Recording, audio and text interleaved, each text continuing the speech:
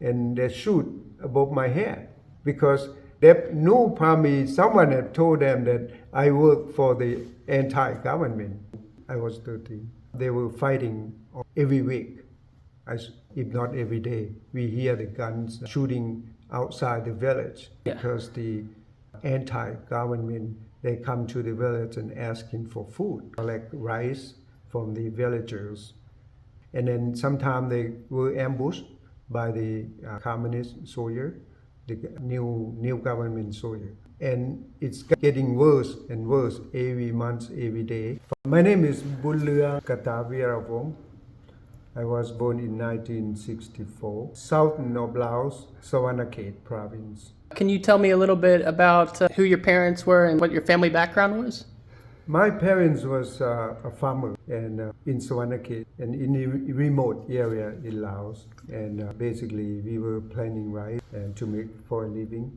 And in my family we have 7 children. So my sibling older than me, and I was the first man of the family, and then my younger brother. So 7 of us living in the family in Savannakhet. Because the family need more family members to do the farming, and that's why.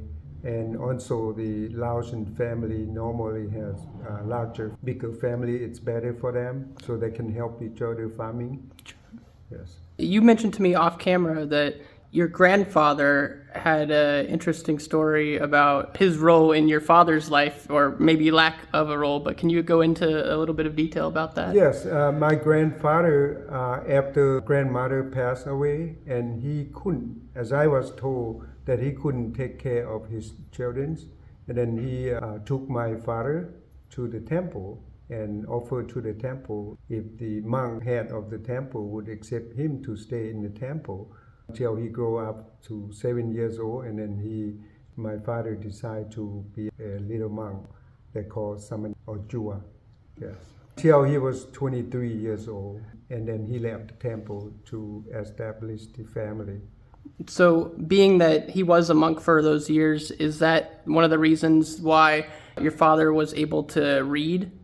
My father, yes, was able to read and write, and he also know how to read and write the Bali language, the Buddhist script, and from Laos language. Wow. Fluently. How many languages did your father learn? He learned 2 languages and also Bali language. We call the Phasa Tham or the Buddhist Bali. They call Bali language. What year was your father born? He was born in 1925. So seeing how he was born at the time where the French were in control, was there no push for him to learn the French language? No push for him, because when you were in the temple, I don't think there was government would push those people to learn the French. And he was freely learning the Bali. If you were the monk, and you would only study Bali and also the Laos language. And after he left the monastic order, and then he got married, right? Yes. What kind of background did your mother have? Well, listen, yes. And she was born in a farmer family in the remote area of Savannakhet province. How did your parents meet each other? I think after my father left the monk, he lived in the village. So that's how they found each other, in the village and in the rice farm area.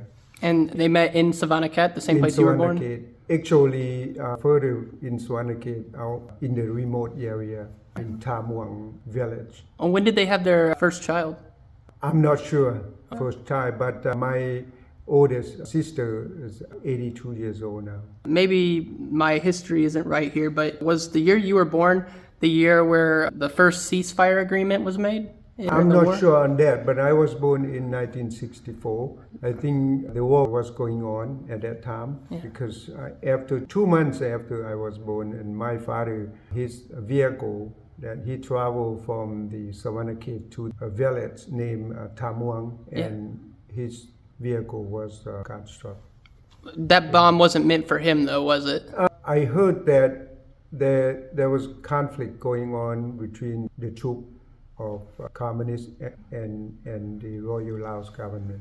And your father was not in the military at the No, time? he wasn't in the military. Actually, he went to the village to celebrate the New Year. Yes. What are New Year's celebrations like when you were a kid in Laos? Is it comparable to what people think of when they think of the Chinese New Year and Vietnamese New Year, or is it Laos its own New thing? Year occurred in the April. That's different. Yes. Every month they have the festivity for the temple or celebration according to the Buddhist calendar. You're saying that the bomb went off? On the road. Oh, On the okay. way to the celebration. Oh, I see. Yes. So it's April of 1968 or something? I was 2 or 3 months. Oh, you're just a baby. Yes, baby. And that killed your father? He didn't kill him. Okay. It's only 2 people that, Okay. and the rest were killed. Okay. Was your father injured after that? He was injured. What kind of injury did he sustain? His body burned, all over. There were medical rescue town, but far away from the village Yes. in Gangkok. At that time, could the people in cities send helicopters out to rescue people? There was no helicopter, but it was a town, small town they called Gangkok, and there was a hospital from French that town. So that's how we came at that place. When you were growing up, did your father ever tell you some of his thoughts on the political situation going in Laos, or did he take a side of which prince he supported? Or Well, he was supporting the Royal Laos government, of course. the right wing or the neutralist the faction? Right wing. Okay. The right wing, yes. Okay. The left was in the jungle area. That's after 1975. I know, but what I mean is the ideology was already permeating the area from the communists spreading their ideas, right? So Yes. what did your family not fall for all the promises of a Marxist society? Like what was it, guys, from wanting to side with? We would not decide to believe or the communism. The war outside the countryside, far away from the city. Then very young, and I know nothing about politics. Maybe my parents, but they only know that they were under Royal Laos government, and they loved the government because we people has freedom, okay, and there was, but we don't either. The other side, the communist side, we do have freedom. According to what we learned, there's no freedom there. Okay. And that's all. We heard bombing almost every day. But at that time, I don't think the war would come to the village. I grew up maybe 1974 and towards the end of the war, and I heard the communist troops that they came near village and fought battle between the two sides. Was 1974 the first time you ever saw a communist soldier in person? Yes. The government talking about united the two sides, forming the government, and I saw them. I thought, oh, this is good. For the young boy like me, you grow up and see the people from the north and the south get together and talk about rebuilding the country and end the war. I was excited too. I expect the peace come to the country. Even that I was very young, but still, because you're growing up, you don't want to see the war or killing, because when I was very young, I heard the people in the village that went to fight in the war, and they got killed and they never come back, and their family will suffer. And the war ended. As a boy, oh, this is good for the people. You said you were 9. Wasn't it true that Laos was getting desperate for manpower, so they started to enlist boys that were just a little bit older than you, maybe 12, 13-year-olds? I think it's about 14 to 16 years old. I saw some of the English, and when I was so young at that time. And for me, it's still a way to go. I remember when I was 9 years old, 14 seemed pretty far away. I think at the time the war ended, I was, 10 years old. So when that finally came, what was those months between when Saigon fell till early December? What were those months where the two governments were trying to coexist? Do you remember? I didn't even know the Saigon fell because I was too Really? young for that. Only I know that the communists came into Laos. And I didn't even know also about the Cambodia. Really? What was going on in Cambodia or South Vietnam, because at my age, all I know is in the area. Right. And that's how I knew that during the war end, and I was happy. And my family was happy also. So your dad also felt the same optimism as you? Yes. Maybe he had some worry because he probably know enough about politics. Right. Or things is going to change. But for me, I didn't understand what is going to happen. All I understood was the war ended. Were any of your older siblings affected more directly by the war while it was going on? Some of them were in town already, and I have no idea because the only I know the people who live at home.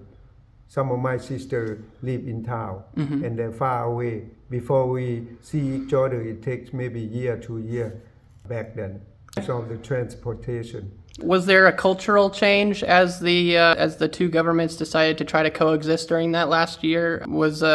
Did your schooling system change, or do you remember anything like that? Yes, I remember that. The school changed. Yeah. Instead, we have the first grade, second, third, fourth, and fifth grade, and then sixth grade, right? And what happened, they delete the sixth grade. There's only 5 now.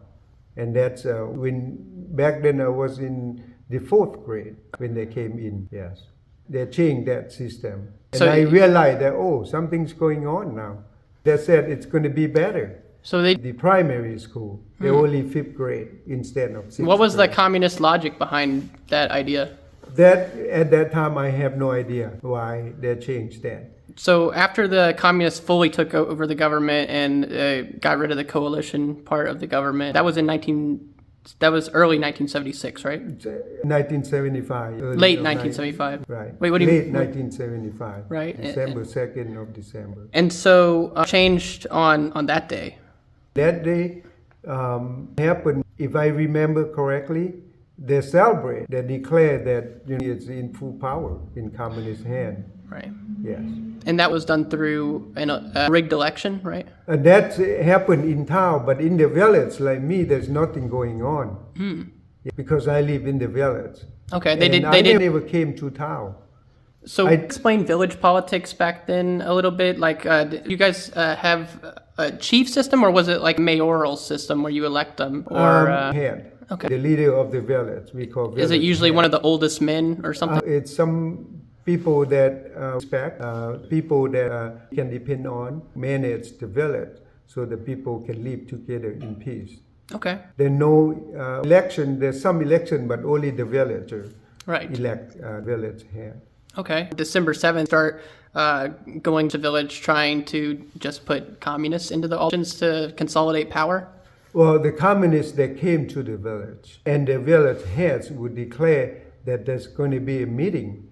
So everybody, especially the family head, go to the meeting. As a young boy, sometimes I go with my father. And a lot of time my father stay home, don't go, because I don't know how he feel back then. It may be something going on that he didn't want me to see, because he know the change is coming. They're going to declare some new rules or some other activity the village has to follow. Did it take them a while to get down to your village? Because your village was far from the capital, right?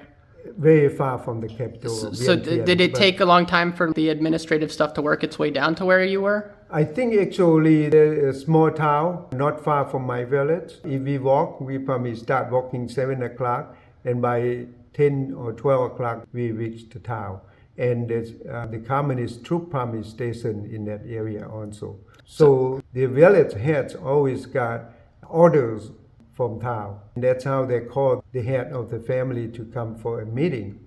And then they would tell the villagers, there's a new activity from the government that we have to follow. And that's how when the new system come. But before that, because I was too young and I never get involved in the meeting at all. That started with school. When I realized that the first day that I saw the communists came into my village, that they came and they're looking for the Royal Laos government soldiers. Yeah. There were no Laos government soldiers because most of them live in the city or in the army camp. Were the only ones that were in your village, people who deserted? Well, in the village would be the one who already retired. They retire from the army and they come and live with the family. However, when the communists come and they're looking for those people, I don't know why, But when they found those people, they would arrest them and bring them to the meeting and say, these people are serving the Royal Laos government, and they would take those people away. How old were you when you saw that going down? Were you I 11 think I years was old? 11, 10 and a half or 11. They searched, each house has to be searched. They're looking for the guns, they're looking for the former army that maybe they come and stay with the family, and they're looking for those stuff. If they found anything that belonged to the Royal Laos government, even the army boots, they would arrest the head of the family. There's one of them that they found because his brother has the ammunition lab in the house. They accused him that owning that ammunition. So they arrest him, and at night we heard the gun shooting noise out the village, and then he disappeared from that. He just disappeared from that gun noise. They probably killed him. I heard the noise, I heard the bullet, the shooting. Was your father at risk of being falsely accused?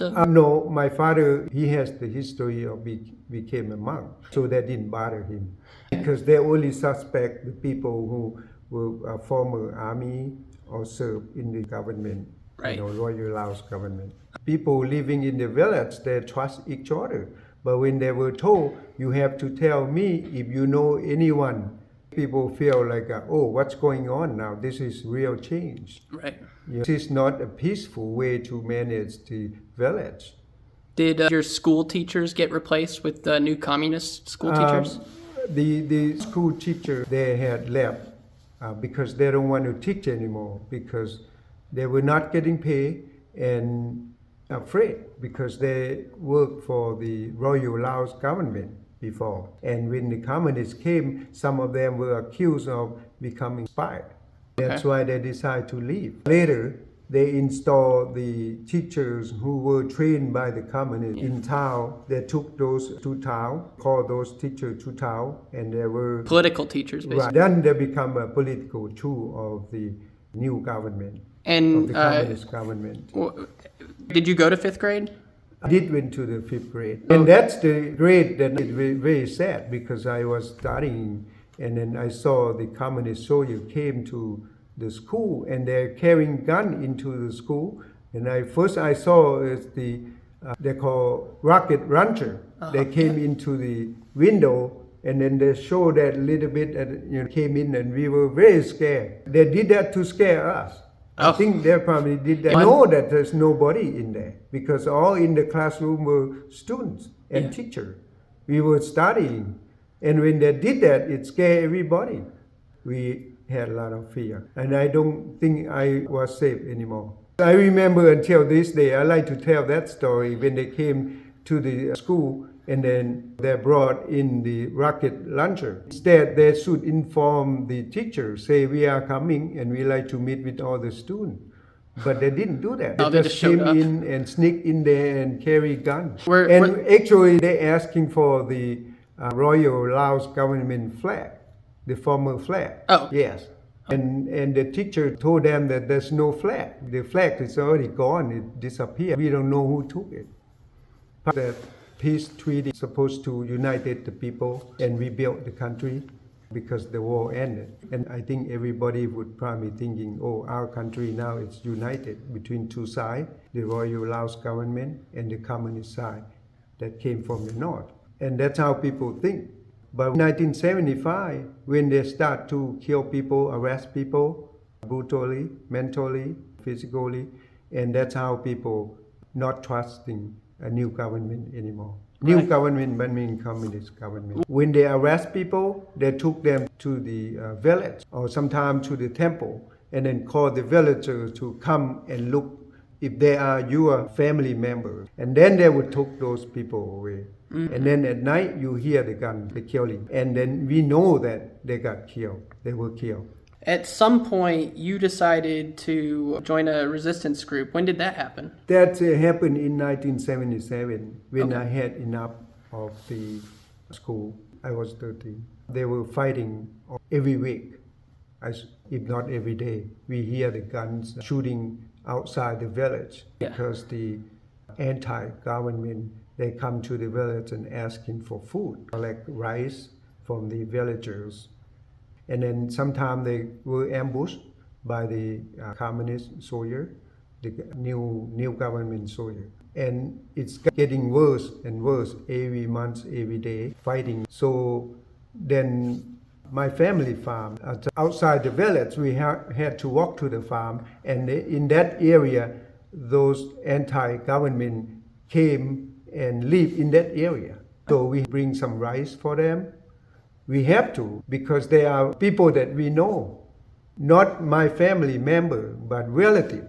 I would say really extended family member. So we have to feed them. And then at night they come into the village to collect the rice from us. And they were shooting also at the village.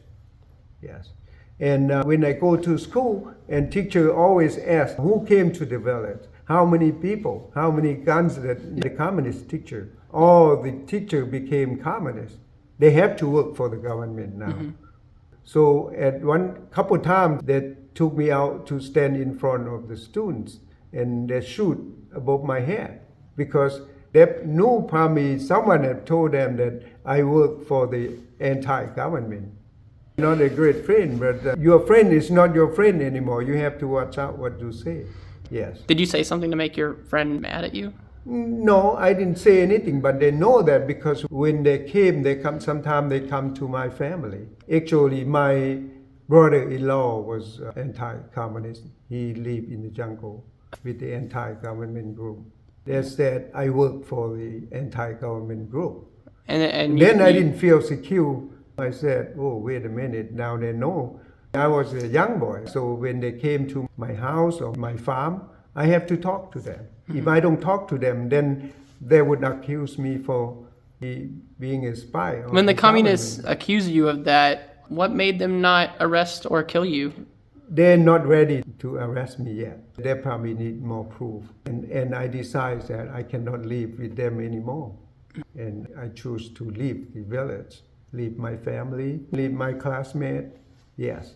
And did all this happen in the middle of the school day or after classes had ended? After the class ended. So they lined up all the students outside and had an interrogation of everybody? That's right at the middle of the day. Oh, in the middle of the day, lunchtime or something? Yes. They brought me out, and actually me and my friend, and they took out, they said... it was just two people, it wasn't everyone from the class? No, not everyone. That would put more pressure on your friend, right? Yes, on my friend too. What we did wrong, I think they accused us of spy. Also, when they told us to go and work, we left the group. What do you mean go and work? So they were having the students do work as well? The student has to, someday, because our roof was leaking, so we need to go out and looking for grass to make the roof, to secure the roof, so it wouldn't be leaking anymore. And the school almost finished before the Royal Laos government operated the country. Yes. But when they came, they said, we have everything. We're going to do the roofing. They never done. Now it's never finished. So they said, you go out to the farm and looking for the grass so that we can use it to secure the roof. I said, you got nothing. I talked to my friend and probably my friend didn't like that. And they told the teacher. Yes. And right at that day, I did leave after that day until maybe 2 months later. You left the village. That was the first time you ever left the village? Right. Well, when I joined the resistance. So did the resistance at some point when you were helping them get food give you information about where they were? Well, I knew where they were. They live in the jungle. So you just near my did farm. You just randomly walk in a direction in the jungle and hope you would find them? No, actually I knew someone because they came to the village almost every night to collect the rice. So if the communists had never shot above your head and done all that stuff, interrogating you probably wouldn't have even thought to leave, right? I still planning to leave. You were? Yes. I said I lost hope right. with the system of the communist government. They didn't give us any hope at all, except being scrutinized every day. When the communists took over, were they demanding more rice from the peasants than the old Royal Lao government was? As far as I remember that they did demand some rice from the villagers. Did you start to starve? No, not for my family. But people in the village start to starve because they didn't have enough time to plant the rice. They have to, they call a quota, and each family had to give the government rice. Before, we didn't give any rice to the government because they plant their rice on their own. They are freely to do the farming. But when the communists came, it's like the government control everyone. You have to work together as a group. If the old government never came to collect the rice, how did they collect taxes on those people? Back then, my family or our village, we never paid tax to the government. Yes, never.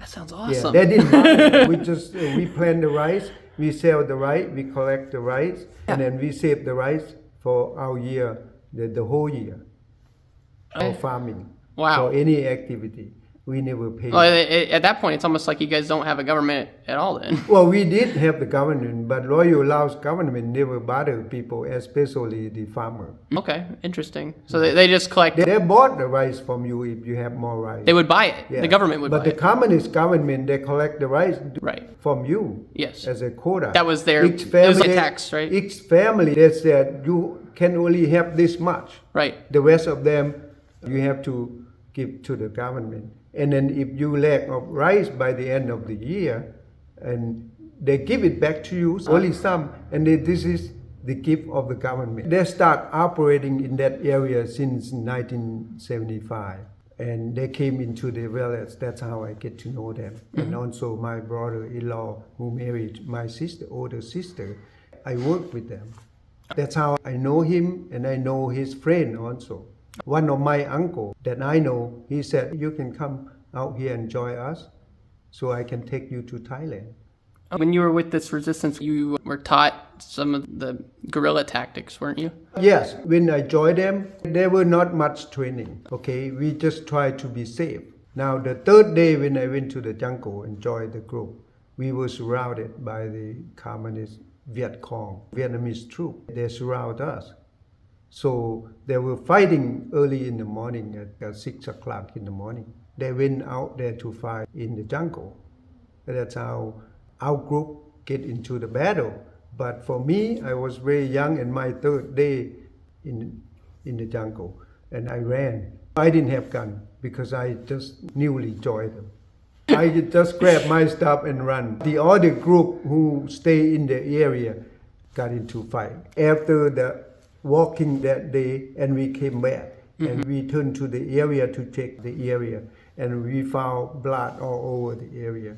And the village told us that about 4 or 5 communist Viet Cong got killed, but only the Vietnamese troops. They come there and watch throughout the village, and sometimes they stay there, maybe one day. I think they try to do is to wait to ambush the anti-communists when they come and collect the rice. And that was because there wasn't enough Pathet Lao soldiers to be searching for the anti-communists? No, I don't think they have enough because sometimes they went to my village only 30 or 40 troops. Every time they went out there, they got attacked by anti-communist freedom fighters. They got attacked, so the next time they come, they brought the Vietnamese troop with them. Right. Or the Vietnamese troop would come first. Right. They came later. It depends on the area. Did they ever bring in heavy equipment like tanks? I think once they brought the tanks, but That area was a serious spot for resistance. they came with tanks, and all the anti-communists, they ran away because they didn't have enough. They didn't have the firepower to take out the tanks? Firepower to attack, yes. But in this area, after the tanks left, they came back again. Was your village in a mountainous region, or was it in one of the areas that had... The lower altitude, the lowland. Most of the area was farm, rice field, and swamp, and jungle. Right. Yes. And there's no mountain in that area. And so you were trying to get into Laos after that third day when you guys got attacked, right? I was into Thailand. Well, we ran away. We walked like all day that day, and then we came back in the evening, and then we moved to different area. Oh, okay. So you weren't trying to get to Thailand at that time? No, we live in the area. So your plan was to live in the fires? From the resistance, yes. And when did you start getting, when did you start getting more military training? Well, a year later, I came to Thailand. Oh. Yes, I reached Thailand for a few months, and then I went back to see my parents again. Was Thailand really at that time open to you guys coming over, or were they worried that you guys were secret communists that were trying to invade Thailand? Yes, they welcome us. But for other people, I don't know. Right. Maybe different area, different situation. Because at that time, wasn't Thailand dealing with its own communist insurgency as well? I think it was ended already. Or maybe further south or somewhere. But not that I know, because I still very young to know, to understand further. Right. So in 78 is when you got more military training? 78, actually, we didn't have much training. We just live there and fight. But training, it's in the battle itself. But they trusted you with a gun. What kind of gun did they give you? Well, I guess you actually, were 14? me, because I was very young, I had one small gun with me. I don't Just a know pistol? what it's called, pistol. Like a 1911 or something? Right, pistol. And I had the bazooka. Really? Yes. They said, why don't you carry this? Yes. And I did carry that. And also the, not grenade, what was that? M16? Just to throw it. Grenade. Yes. I didn't even know how to use it. Really? All I know is that if they come close to me, I just pull it and then throw. There were no training. There's no time, and you couldn't afford to waste it. But actually, gradually, you would know how to use it. Right. You figure out and use it. They showed me a couple of times, but in the battle, then you use it. Yes. Did they at least show you how to reload it before you got into a combat, or did you not even know how to reload your gun? No, I didn't know how to reload it. That sounds like suicide. It would come natural. I would hope, but I don't know. If I have to use it. But so many battles going on each month in the area. I'm surprised that there weren't any older people I know they couldn't afford to waste ammunition or anything, but I'm surprised there's no older people that tell you the basics of how things work. Well, one time they showed me, but I never had any shooting. Because most of the time when we know they're coming, we move away. Instead of attacking them. Unless critically, when we go to the village and they ambush us, then the group would fight back and then try to evade. Did your group ever actively look for the enemy supply trucks so that you could take their weapons and uniform? Not that I know in that time, in my region, in my area. Did you guys ever steal communist uniforms to look like communists, to trick the... We never done that, and I know. In my group, we try to be safe as much as we can because we lack of medicine. When you get into the battle and then you get hurt or someone get wounded, and it's difficult for us to help person, to rescue the person. Were there also dangerous animals that you guys had to deal with in the jungles? Most of those would be snakes. What about tigers? Snakes. Tiger, there were no tiger in the area where we... Or bears? No bear. Not even any danger except the snake. The poison. Right, and I guess when the venomous snakes would bite you, it's almost 100% people die since you didn't have medicine, I guess? Well, or I what think do you guys do? The older people know how to care, to help each other. They can suck the venom out? I heard that, no, they said just drink the alcohol. Yes, drink as much as you can till you get drunk and then maybe... that was your medicine, was alcohol? Yes. We didn't even have the medicine for a shot or slingshot. Wow.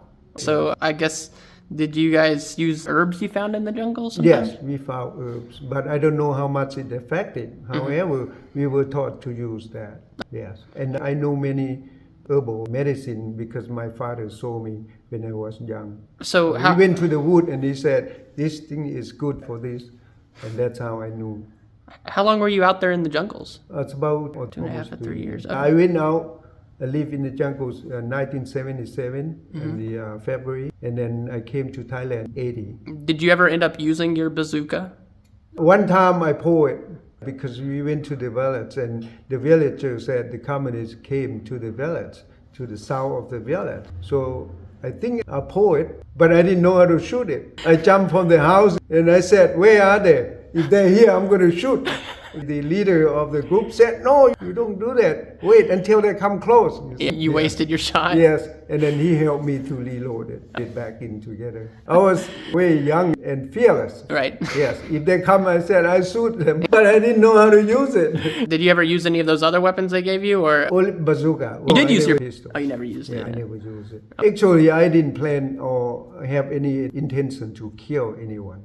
I would rather avoid problem. Of course, that'd be Try to be safe as I because can. they're gonna have more guns than you and probably be more trained than you. Right. But I was in a group. The group sometimes they went out and fought the battle.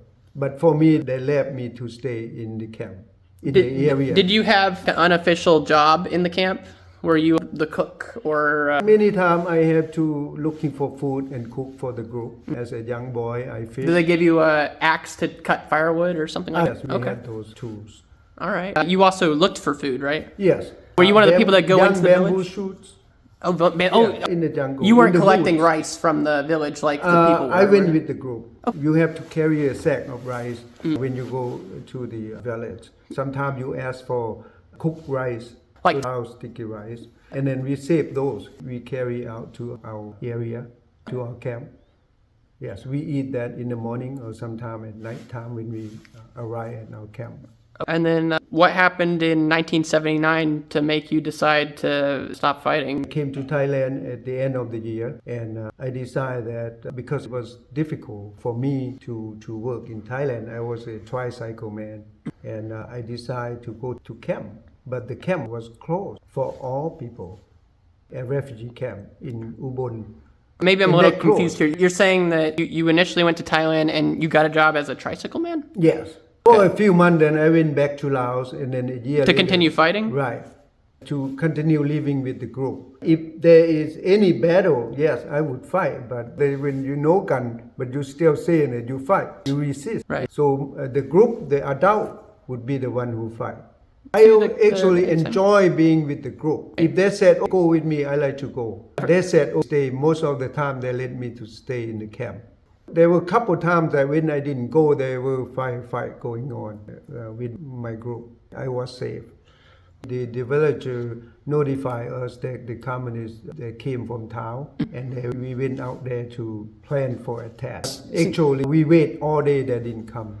Since you were so young, did they ever try to use you as a spy or something like that? Yes, several times. Did you ever get any valuable information that helped the group later? No, I went and walked around the rice field. I hide in the rice field and watch. Let's see if they're coming or not. And then if I saw they're coming, I would then go into the wood and run to the group and tell the group. And I did that because I was so young and they wouldn't know that I was a soldier or not, the youngest one in the group. So my group leader didn't want me to carry any gun unless it's necessary or when we went to the village to correct the rice. They didn't see me. Did you get good at learning how to camouflage yourself? Yes, several times that we did. We put all the leaves on our body and then paint by the charcoal. Use the charcoal to paint our face at that time. We had not like a actual Royal Laos Army because everything that we have was the one that remnant or unused during the war. We found that in the jungle somewhere. AK-47, we have M79 rocket launcher, and we had several B-41 and 40 rocket launcher made by China. They brought it up from Cambodia. Were the communists using captured American weapons, or were the communists trying just to use stuff from Russia and China in the late 70s and early 80s? Before I went out to the jungle, I saw them use most of them AK-47 because I remember that one time I was fishing in the wood and they attacked us from far away with the mortar. There was flooding that time and we were at the area where we can stay in the middle of the water surround us, and they came to the village because someone told them that we were out there somewhere, and they did that, attack us. And it landed not far from me.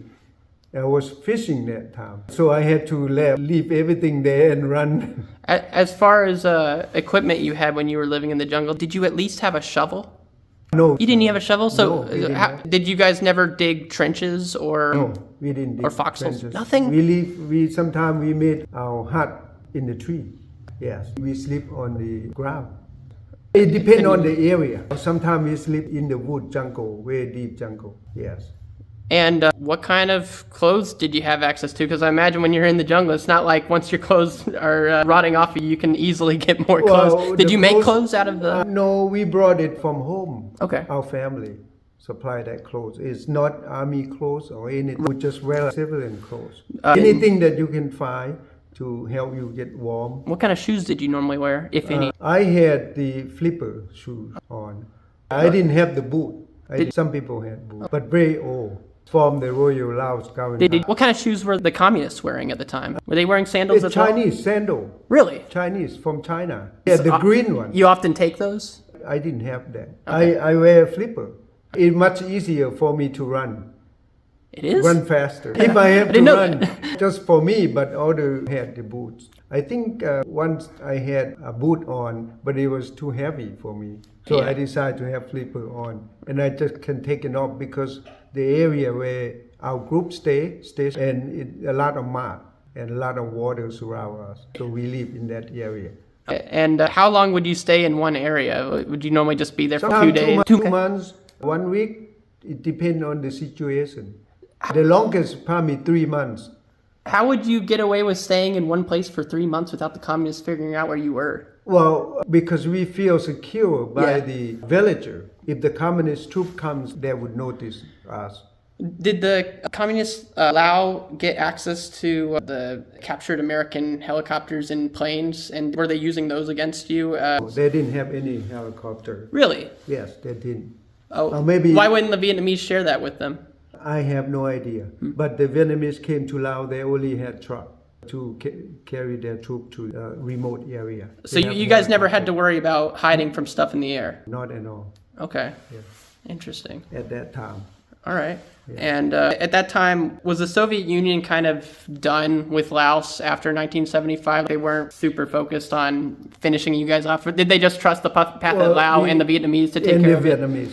As far as I know, Vietnamese were supplying any equipment to Communist Laos government. Soviet Union's, the war is not big enough for them to supply those big equipment. They thought the path at Laos and the Vietnamese could handle you guys? Right.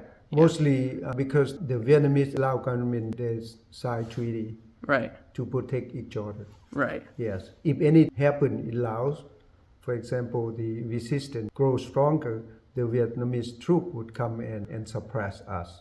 Other than that one time you mentioned running into the Vietnamese, were there many other times you ran into the Vietnamese? A couple times. Yes, a couple times. In the jungle. Did your group have a nickname? No, we didn't have a nickname. We just called freedom fighter. What did the communists call you? Yeah, they call us Patikan. Is that traitor or something? Yes, they're bad name for us. Sometimes they call us American rubbish.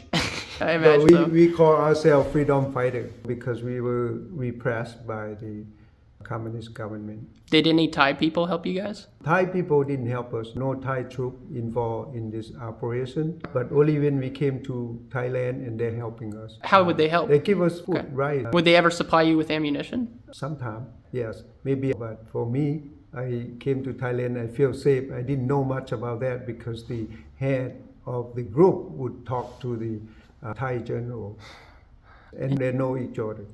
The leaders of your resistance group, what you said had 20 or 30 people? About sometimes 20, sometimes 36 people. What were the backgrounds of the leaders who created the events? Former soldier of the Royal Lao government. Did they have a rank? They have a colonel or maybe higher, yes. And I'm not sure because I don't know about their ranks, but they are higher. Did they assign you an unofficial rank? No, no, nothing. I didn't ask for any ranks. All I asked is to join them and fight if I have to, yes. I didn't know if just referred to you as a private or something like that. No ranks. So I guess you went to a refugee camp, you said in, was that 1980 or 1979? 1981. You were still fighting in 1980? Well, 77 I went to the jungle. Right. And then a year and a half later, I came to Thailand, and for about 3 or 4 months, I went back and stayed in the jungle again and with the group till 1980 and a half, or close to 81. And then I went to Thai Ubon camp in close to 82. For about 6 months, then I got interviewed by UN. So what were you doing in those 6 months while you were in the refugee camp? What was there to do? You have to wait for an interview. Yes. Well, what do you do while you're waiting? I don't know, play a sport or something? No, then I went to school. They had a school Yeah, there. class, like a learn English class. That's the first time you start learning English? Yes, first time. And you'd had some experience learning French before, right? Yes. So do you feel that helped a lot? No, not now, but back then I speak a little bit. What I I mean started is- learning French I was in 3rd grade until even in the middle school for 1 year. I Okay. learned very good in French. But I was asking, did it help you learn English faster, do you think? Yes. Because the same alphabet. Right. When I came to America, settled in United States in 1982, I went to 10th grade. And in 2 years and a half, I have to take a summer school for English improvement. And I took French. And the principal asked me, said, why you don't even speak English? Very limited English. And you want to take French? How can you figure out how you're going to pass? How you could get your A grade? I said, oh, I'll find a way. I said, because you have to translate from French to English. As I'm in my mind, I said, I got to learn the basic English from A, B, C, D, or whatever. The pronunciation. When you learn French, then you have to translate in English. That's how I learn English. And then I attend also ESL. Yes. In the morning, you go to regular class. And then in the afternoon, we went to ESL. And I graduated with National Honor Society. I was very good at mathematics, algebra. When I came home after classroom, after school, I study first before dinner. And after dinner, I go back to my homework and I translate into Laos. But actually, we had no dictionary. So we have to use Thai dictionary. So I have to open dictionary every word, almost every word. Because they can't read English either, right? And my parents, because they're in Laos, right? They don't know. They only know that I had school here in America. I had sister who came before. Oh, what year did she get here? She got here in 78 or 79. Were you guys both settled into Before the same I state? came to Thailand, she came to America. I decided, I got a letter from her said, don't come to Thailand. It's dangerous because I was too young to come to Thailand by myself. And they said they already left to America. And I said, no, I got to go because I cannot live under this system, communist. I just don't like communists. And I choose to leave the system and against them. That's my way of thinking back then. When I came to Thailand, my sister already left. So I had to go into the camp by myself. My sister came to America. She wrote a letter to her friend who's still in the camp. Right. And when my uncle came to Thailand, he went to the camp and got that letter. When he went back to Laos, he took that letter. In the 80s, US dollars wouldn't have bought you anything in Laos, right? Because it's useless paper to them. Right, it's the paper for them. Yeah. And they don't have law to protect the right of the people. You cannot talk about rights. The rights is for the party. Did they pretend that they had rights, though? Because the Vietnamese Communist Party, they espouse that they have freedom of speech and stuff, even though they don't. On the paper. Did they, but actually, in reality, there's no. Is Laos doing the same thing where they say Laos on paper doing- you have a right to a freedom of speech, but... Yes, assembly, freedom of appeal. But actually, there's no lawyer. There's no independent lawyers to protect you. Or Right. to take your case. Right. Because lawyers to the government. Any decision would probably from the government, not from the lawyer or from the law itself. So even today, as far as I know, the lawyers cannot protect the people's rights, Right. especially political. If they accuse you as a political, there's no lawyer want to take your case. Right. It has to be head of the Communist Party or government. Right. Can you explain your knowledge on some of the human rights violations that occurred between the time you were fighting and also and after you left that you heard about from friends or family members? Because it's talked about even a lot less than what happened in Cambodia and less than in Vietnam, I'd say. Wow, people barely know anything about it. So can you tell me a little bit? There was human rights violations every corner of Laos, from the north to south. Like I said, there's no lawyer can take your case at all. And they use the power of the bullets of the gun as decide or justify you right there. And many cases occurred after 1975 that people got killed from the north through south of Laos. That's how people try to escape. If you can escape, that means you survive. If you got killed during your escape, who's going to go to? No, like I said, no law can protect you during that time. It's worse for us. It's worse than the war during the Vietnam. It's worse than when the bombs Yes. were falling? Because it happened in the village. It happened now. It happened in the city. Right. In the capital of Vientiane also. So the human rights violation it constantly occurs. Even now, they're not talking about human rights Right. of the people. People cannot say, I have the right to do this. Yes, on the paper, but the government don't actually recognize that. That's how things happen today. People still have fear, a lot of fears. They don't talk about politics. You can talk about anything else. Even some of the minority religions are okay to talk about today? Minority religious. Lately, I saw the government also force people leave their village, and they also destroy their houses. In Swanake, Peen province, and also in Luang Nam Tha area, north and south. But like I said, there's no lawyer can take the case to protect those people who were forced to leave their house or villages. Okay. If you believe in Christian or you join the Christian, and you're more likely to be denied to live in the village, you have to leave the village.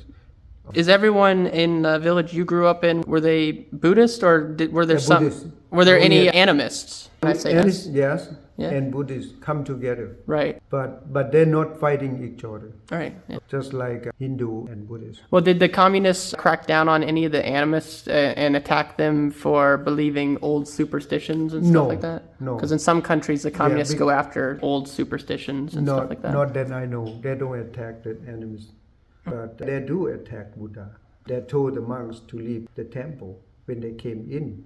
They said, you guys here just taking rice, taking food from the villagers, and you are useless. So the monk fled the temple. There used to be a lot of monks in my village. They came to study and they lived there, and about 40, 45 to 100 some years. And when the communists came, all those monks disappeared, and only couple left there. The couple left there were the monk that Little kids? some kids, couple, but the monk that can go nowhere, like an elder. Oh, yes. They live there for many years, so they can't go anywhere else, just to take care of the temple. Were the monks also being thrown into re-education camps, or was the exile enough for them? I have not seen they took the monk to the re-education camp. Why do you think Laos, compared to many other communist countries, didn't go as strong against all the religious groups as other communist countries have? I think because of the Laos has a long history of Buddhism, and the Red Prince, and he knows much about the Buddhism. Okay, he respects that. However, the lower rank, those soldiers, they never believe in Buddha. Right, because they were taught Maoist thought?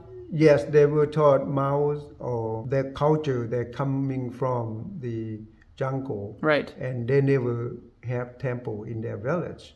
But however, they are using like a Marxist Lenin, so they were told not to believe in any religious besides listen or believe in the head of the party. I'm talking about head of the party is Communist Party leader. So they treat them like So a religious they treat the god. monks nothing. They don't respect the monk at all. So that's why when they arrest the former soldier who served Royal Laos government, when they arrest those people, they took to the temple and scrutinize them brutally, mentally. Okay? Now you don't do that if you respect the temple, you respect the Buddhists. Right. You don't took those people to the temple, right? You took it somewhere else. But when They disrespect as well as the monk. disrespect the temple, that means the temple is nothing for them. That's how I think or I feel that way. They Yes. don't believe in that. Yes. But They- the villagers, yes, believe the temple is the foundation of the village, because that's where we, most of the time, we gather, we celebrate, we had a meeting there. Anything that we're going to build, expand the village, and we go to the temple and talk there. It's a place where we united the villagers. The communists, when they took the prisoner or whoever they accused against them, they took there and they scrutinized those people, or even threatened to kill the people there. In the temple. They tied them up. They tied them up against the trees, and then they call the head of the village and call the villagers come together and look at those people. And that's at the time that they tell us if anyone else that anti the government, anti them, they would face the consequences, just like these people. Right. At the temple, it had happened that way before, during 75, 76, or through the 80s. It's in the village, but in the city or somewhere else, I don't know, because I never came to town. Was stuff like that other reasons why people joined your resistance group that you were part of? Yes, other than that, they escaped because they didn't want to go to the re-education camp. When they heard re-education camp, for if you voluntarily to go to re-educate yourself, 2 or 3 months you come back according to your rank. But after 3 or 4 months, nobody came back, not even low rank. And then people start to suspect that, oh, what's going on? So if I go, I probably wouldn't be able to come back. So they fled to live in the village with their family. And when they heard that you have to come and surrender to the government troop, and they fled to the jungle. Yes. They're hiding. Yes. And then when they're hiding in the woods area where I farm, or my family farm, and other families, because we farming close to the village or sometimes far away from the village. And that's how they come and ask for rice. How far was the nearest re-education camp to your village? Oh, that's very far. Oh, yes. Where, I don't even know where it is. I heard that in northern of Laos. North You're of Laos? close to the Vietnam border. Yes. For me, it's very far away. So, they said walk 2 or 3 days, never got to the city. Close to the Vietnamese border. When did your village first start getting news of what was actually happening in the re-education camps? In 1975, that early, because we heard about the disarm of the Royal Laos government soldiers. Everybody bring your guns, and some of them low rank soldier has to go home for vacation or break for a while, come back later.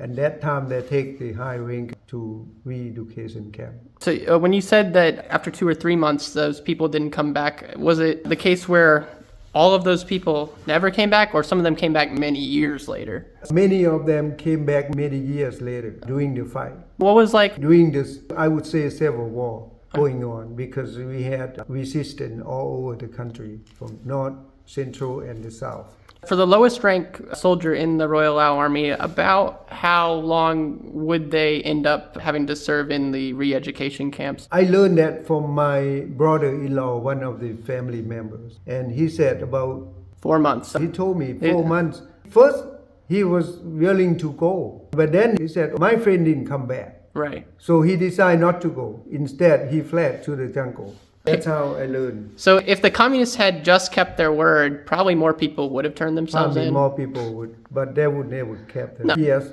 Well, the peace treaty is unite Lao people. We built the country after the war. But they didn't respect that. In 1977, they signed a special treaty with Vietnam instead of keep Lao treaty as special. You see what I mean? Yes. Why not respect Lao people, but respect Vietnamese treaty better than Laos? That's how I think they don't love Lao people. No. They don't love country of Laos. They love other countries. Right. So any past treaty that they signed with the Royal Laos government prior to 75, it was broken. Right. Signed today, broken tomorrow. Because desperately the communists, North Vietnam, want to reunite the South Vietnam. So Yes. they have to transfer or their troop to along the Ho Chi Minh Trail. How would they respect it? Because if they respect that, they wouldn't be able to unite it South and North Vietnam. Right. There you go. North Vietnam from Right. very early days was violating Laos's neutrality. If you respect that, they have to use that supply routes Because they couldn't go through the Yes, DMZ. they couldn't go through the DMZ zone between the South and North Vietnam. The freedom fighter in the North areas very strong, led by General Vang Pao, General Thong Lit. Was there But ever in the any South, coordination with you guys and Vung Pao's army, or were you just too far to really help each other? Well, the elder may know that. Yes, I think they did coordination, but still it was too far from the North and South because it takes days to travel. You have to come to Thailand in order to travel to North. But as a freedom fighter, most of the time we stay in our area. Each group stay in their area, unless when they cross the Mekong to Thailand, and then they can travel from Udon or from to Ubon. You see what I mean? Were you guys ever from the north to south? Were you to guys ever central. close to the Cambodian border? My group is not close to Cambodian soil. It may be south in Pak Se province, close to Cambodia. However, my group had gone to Cambodia during those years to get the ammunition and also guns from the Khmer Rouge. Because they were also fighting the Vietnamese, right? It's the enemy, my enemy is my friend. So we were able to get some guns and bullets from there. You can take anything you want. Right. Yes. But it's too heavy for them to carry. So they're loaded with so many things. However, they have to come to Thailand first. And then they cross the Mekong River to Cambodia. They had to go through Thailand. Yes. Because that way it's closer. Interesting. So it was easier to trade with the Khmer Rouge than with the Thai sometimes? No. The Thai, I think, was helping the Sihanouk troop. Right. The Khmer Rouge, they're a different group also. Yes. And fighting against the Vietnamese. I learned that when I was in the jungle because many friends of mine in my group, when they returned from Cambodia, they told the story. And they said, we got the bullets or guns from Khmer Rouge group. I said, wait a minute, how can Khmer Rouge is communist?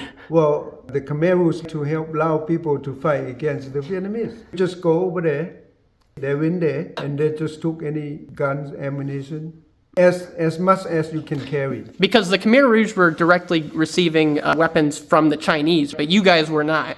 Is that the situation? That's why they were able to give you surplus items, because they had a supply coming in. From China, maybe through Thailand, I don't know, through the boat from China to Cambodia. I have no idea how it works. That's interesting how you guys were fighting communists but ended up working with communists. The Lao freedom fighter went to Thailand and went to Cambodia, and when they get those equipment, they cannot go to Thailand. Right. They have to walk from Cambodia through Laos, because if you took those equipment to Thailand, the Thai will take all those from you. You cannot regain them. You can go freely. And the freedom fighter know where to cross. Yes, have secret trails. We have group in that area too. Like I said, the freedom fighter back then were everywhere, every jungle.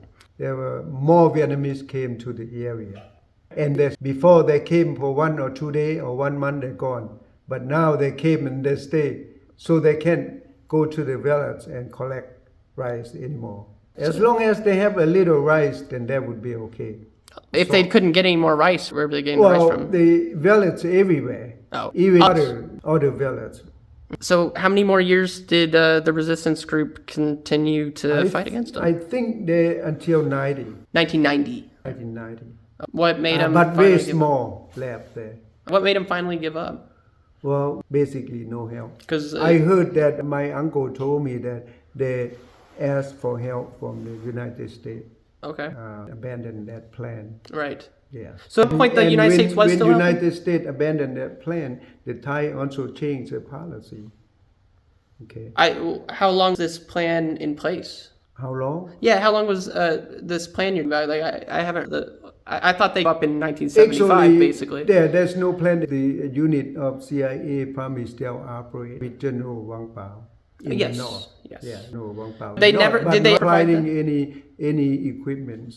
What was their help going to be? Or just recon? Just get and know where the Vietnamese troops are. Okay. Operate. But they offered that to your resistance fighters in the south? No. Okay. All we got is from Thailand. It's small amount. Why did the group get more assistance than you guys?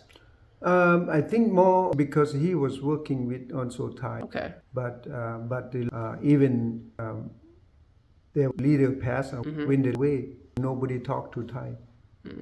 Okay. The leader of Southern, who was the Southern Resistance, and do you know if he has a Wikipedia page or? That I know, I don't remember. Was he famous? Yeah, he was famous. Yeah. Did No, Pumi, no, Sawan. Okay. Yeah, he was Sawan from Sawanakhet province. Yeah. Yeah. Was he in the United States? I believe so. Okay. Yeah, famous. He was leading the Southern Resistance. Did you meet And him he personally? always, his name was mentioned in our group, that he leads our group also. Did you personally meet him or only hear about him? No, I never met him. Did you keep up with the leaders of your resistance group after you left Laos, or did you never hear from them again? I heard from them. Like I said, I got a letter from my friend. Right. Yes. And then about 1990, he decided to leave the jungle and came to the United States also. So was there a program that the UN put in where you'd meet up at a place in 1990 if you were still with that resistance group, and then you could like have safe passage to the United States? Is that how that worked? I know much about that. Okay. They closed the camp also. Ubon camp was Okay. doing here. And then there's only one camp left. So my friend, when he left the jungle, he came to Thailand. He has to stay in the smaller camp. Right. They try to get rid of all those resistance operate in the area. Offer a way to come to the United States. Yeah. So he Okay. and he told me about the story that after I left, the Vietnamese troop came and stay in the area. So there at least a couple times a week. Everywhere you go, you got a small battle or contact with. It's hard for freedom fighter group to operate because of the lacking of rice or foods. Decide to abandon. Yeah, almost got killed several times because of ambush. I mean, dangerous. Yeah. And he was young too. He's only 3 years older than me. The leader? And yeah, he M79 rocket launcher. Whoa. Yes. That's so he didn't really have any experience during the actual training, war. No training. Yes, you just run into the battle. Yeah, and from there. Yes. How did he last? He just really lucky? The former soldier, yes. Many of them were in the battlefield during the Vietnam War. But in my time, for especially me and a couple of my friends, very young too, but they're older than me. How did someone with no experience end up in a position of leadership like that when you had people who did have experience? Because yes, nobody elder leave the group. Right. So you gradually become a leader yourself. Okay. And then you have to find a way to survive. Even there's no training, but it comes naturally. Because the way life, like I never live in the jungle, but I live on my farm. With my family. When I went to the jungle, I already adapted into it. Yeah. Have to have any training, by day. However, but still under control of the Vietnam government. Is operating or running the political system in Laos. Doesn't that upset even the communist Lao, wouldn't they feel kind of tired of being bossed around by Vietnam? Wouldn't they want to run Lao by Laotian standards? Yes, they do. Yeah. And I see that now they're adopting the Chinese come into Laos to invest for a better economy. Okay, and because I heard some noise that the Vietnamese cannot help them with economy, but try to control them politically. Do you think the Chinese would be worse for them? Yes. Yeah. And Chinese are way more powerful than Vietnamese. When Vietnamese came and take all the natural resource of Laos, and Laos got nothing out. When the Chinese come, they brought in the investor, big money. So the Laos government is willing to sacrifice all those natural resources, but it only benefits the Chinese or the investor. To the Laos people, has got nothing back. Wow. Yeah, no school, no hospital. But Chinese builds a hospital, but it doesn't benefit the Lao people, the poor people. Yeah, it's just for party members. Yes. Even the party members, they don't go to hospital in Laos, they come to Thailand. Oh, Yeah, to care their, their sickness Yeah. in Thailand yeah. instead of going to hospital in Vientiane. Yes. Well, That's why I said there's not benefit to Lao people. Yeah. well, what do you think is going to eventually change and give Lao a brighter future? Well, they have to have changed the whole system. Openness, have multi-political. I would hope not. that Laos people, learn from that lesson in Nepal. Okay, and but I don't want to see Laos change like Nepal. Okay, I want to see change different, better than that. Yes. Okay, because Laos people love each other. All right, when they love each other, they have to willingly to change openly. Okay, to multi-party, have other input from the people. Right. Okay, in Nepal, it's very bad for the government. Yeah. I don't want to see that. Yeah. Okay, we can do better than that. Yeah. Yes, but the Communist Party in Laos need to wake up. In the long term, the country natural resource and the people human resource is not going to be good for the country because people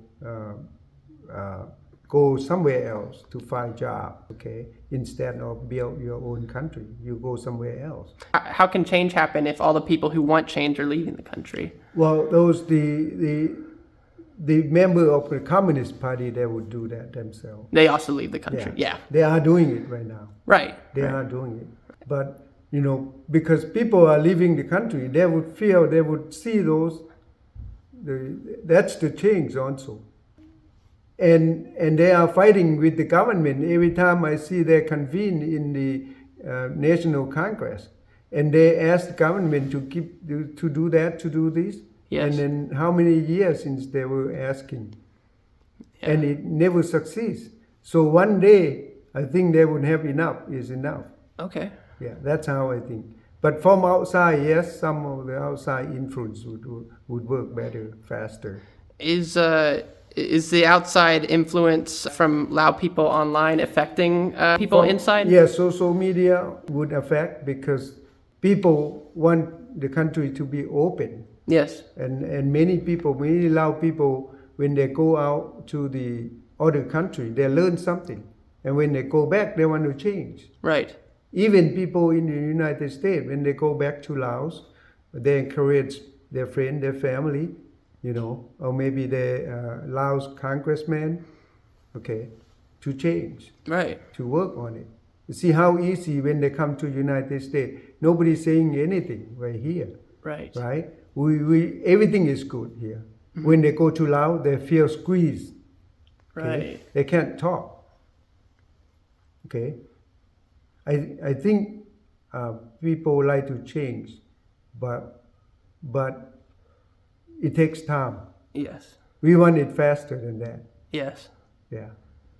Well, I'm hoping that there's change too. Well, thank you very much for yes, thank you this, for interviewing me. Yeah. And I want to go back a little bit. Sure.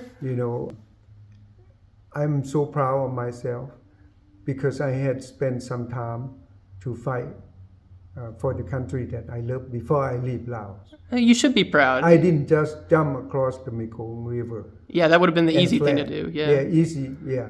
But for me, it wasn't easy if I just jump across the Mekong River and left and come to United States. Yes. So that's why I spent almost 3 years there in the jungle, and I'm proud of what I did. Yeah. And you want to do it again? I want to do it again if I have time, but but I will do it the other way now. Right. Yeah. The peaceful way? Yeah, peaceful way. Okay. Yeah. Interesting. I hope you get to live long enough to see Lao have freedom again. Thank you very much. Thank you.